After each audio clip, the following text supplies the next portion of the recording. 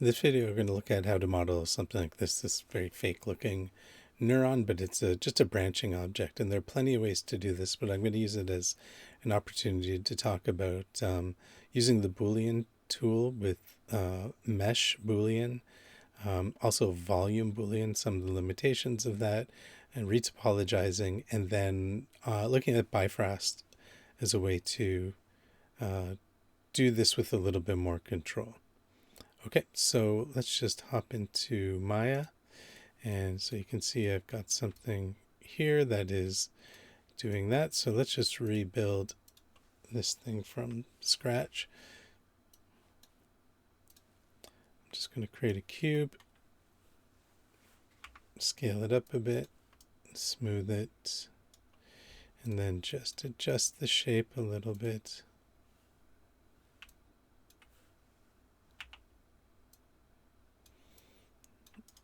Something like this. I'll just smooth them one more time.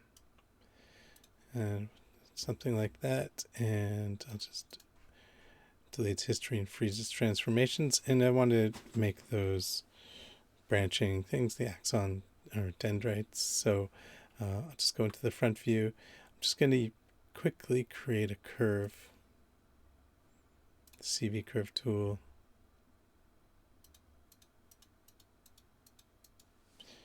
Draw something here. I'll draw another one down here. Just hit Y to launch the same tool again. And I'll do one more over here.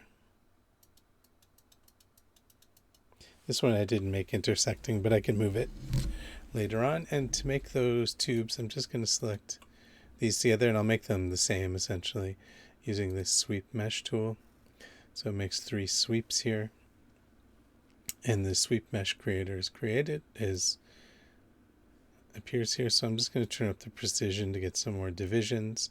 Taper curve, I can just grab this point and pull it down, reduce the overall scale profile. And if I wanted to, I could change the way it tapers with these things here. So let's just say something like that. And okay, that's all good. And I can select those original curves if I want to move them in. They're not right on the curve, so if I hit D on the keyboard, I can go into pivot move mode. And then if I hold down C and middle mouse drag, I can snap it to the end of the curve here. Hit D again. And then I'm just going to move that curve up so it sort of intersects with the center here. With this one here, I can do the same thing, grab the curve. Now, instead of moving it to the end of the curve, I can actually use its pivot point here just to sort of rotate it around the center and then move it in. I don't really need to put this at the curve, and I can do the same thing here. Just drag it down so these things are intersecting. And if I wanted to, I could just take this one. And so this is just taking the geometry and duplicating it. So Shift D to do that, and to get something like this. Now this one doesn't have a curve in it, so if you wanted to animate something along here, it would be better just to build it from scratch so you have the curve. And then I'll just select all these and delete the history, freeze the transformations, save my scene.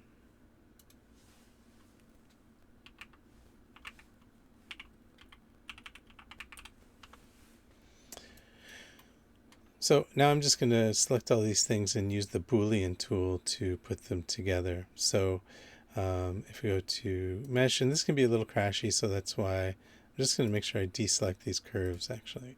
Before I do this, I'm going to hide those. And now I just have the meshes selected. And I'll go to mesh, Booleans, and I'll just open the options for the union mesh. I'll just leave it at the defaults. And if we take a look at the new poly surface, you can see it's just merged them together. I just move this over. You can see they're all one piece now. Didn't do a great job of, easing one into the other. That's just because it was just a plain union. So we're going to look at two ways to correct that. One is to use this one and then to retopologize it. So I'm just going to make a copy of this version. Hold down Shift and clone it over here. So this one's removed from this sort of stack of history. But if I go back to the original one, I can go to the Boolean. Another way we could approach this in the Boolean, instead of using geometry mode, we can switch this to volume. And what this does is it tries to voxelize the surface into a volume and then turn it back into a mesh. There are some issues with this, and it's specific to really this instance. We've got sort of a short fat object and then long skinny objects. And the way that we increase the resolution so it can approximate the shape a little more is to reduce the voxel size.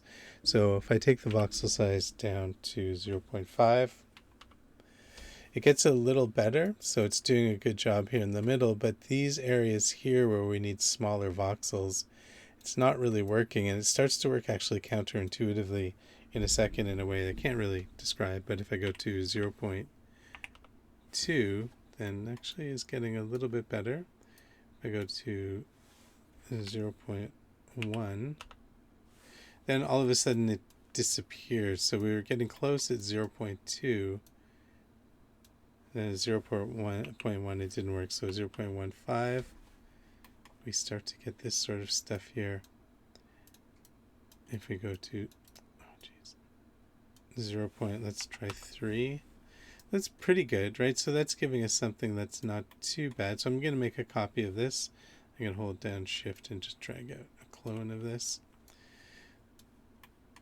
So I'm not sure if we can actually improve this if we go to this poly surface here and still start to try and tweak these values to get something better, but I found it very difficult to do this. So the volume builder, sorry, it's not called the volume builder, it's what it's called in Cinema 4D, but the volume Boolean in Maya has a lot of promise that in some scenarios doesn't seem to work that well. If I take something a little more standard and just take a pair of toruses and do the same thing, just delete their history and freeze their transformations, go to Mesh, Boolean, and I'll union them. So that's just a standard Mesh Boolean. But if I change it to volume and start to reduce this value of voxel size, then you can see we can approximate the shape pretty nicely, and we can still animate the original torus and get this kind of nice effect. And we can smooth the resulting thing by moving the original torus around. We can actually get a kind of nice effect for like cell division or a vesicle merging or something like that. But it doesn't work that great when you've got things of very different sort of scales and shapes like this. So we can try and correct this by retopologizing, but it's not going to solve this one.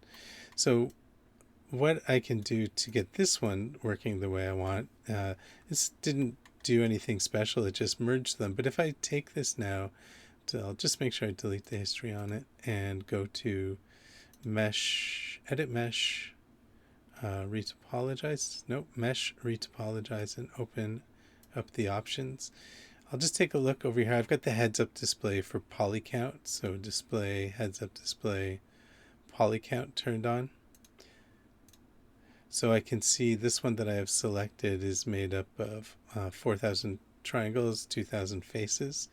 So if I want to retopologize it, still at 2,000 faces, seems like a lot, but I'm going to turn off pre-process mesh. And I'll just retopologize. And you can see it actually does a pretty good job, except maybe that wasn't enough faces. Oh, okay. I forgot. Symmetry is on by default. So if we just turn off symmetry, then it corrects that. And it does a pretty good job here of fixing this. If I want to increase the value, the number of target faces, then we get something a little better.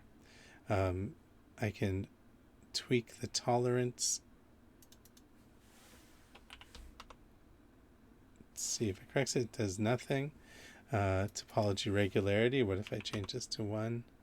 Yeah, so turning up topology regularity actually makes a nicer, cleaner mesh.